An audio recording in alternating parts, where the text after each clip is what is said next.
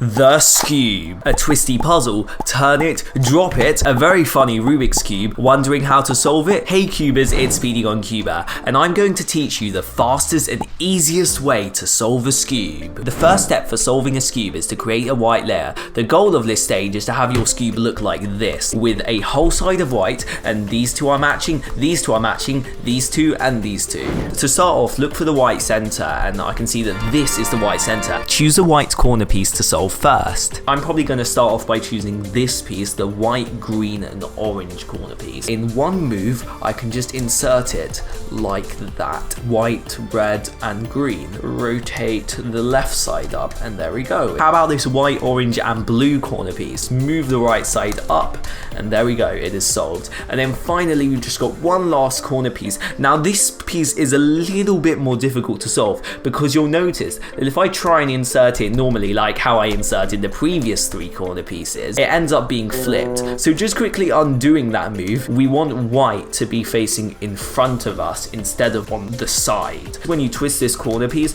that does temporarily take out this corner piece, but that is so that you can perfectly insert it like how we would previously. And notice how inserting this, it doesn't actually affect the position of this piece which we just took out. So we can just solve it as normal, undo our setup move. Here's a very similar case where we've got the white, red, and green corner piece. We know it needs to go up here, but if we try and bring the left side up, misorient it. So instead, just like the case before, twist it like this, which does temporarily mess up this white corner piece, but that is so that you can just perfectly insert it like that, and then undo our setup move to fix this piece. If a corner piece on the white layer is twisted, take it out, and then you've got the exact same case as before. If the white piece is on the bottom and you try to insert it, it will be flipped. Instead, turn it the other way, and now you've got one of the previous cases. Before we continue, let's show you all a sledgehammer. This algorithm is 4 moves long, and it's all you'll need to finish the rest of the Skewb. Push the right side down, push the left side down, pull the right side up, and pull the left side up. So we have down, down, up, up. The second step for solving a Skewb is to complete the yellow corners. If you've got 2 diagonal yellows face up, position your Skewb from anywhere you like and do those 4 moves. So down, down, up, up. Check if there are 2 matching pieces that are adjacent to each other. In this case, I haven't, so I'm going to try this again.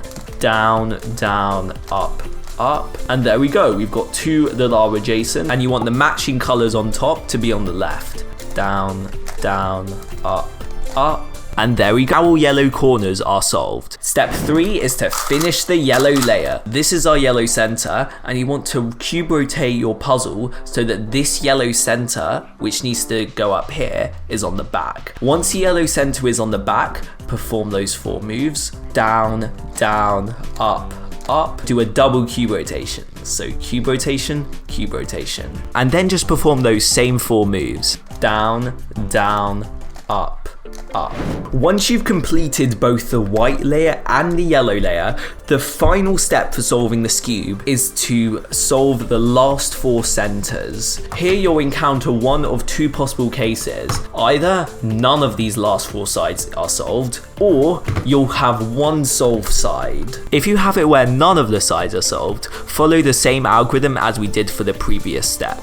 Down, down, up, up, cube rotate, down, down, up, up.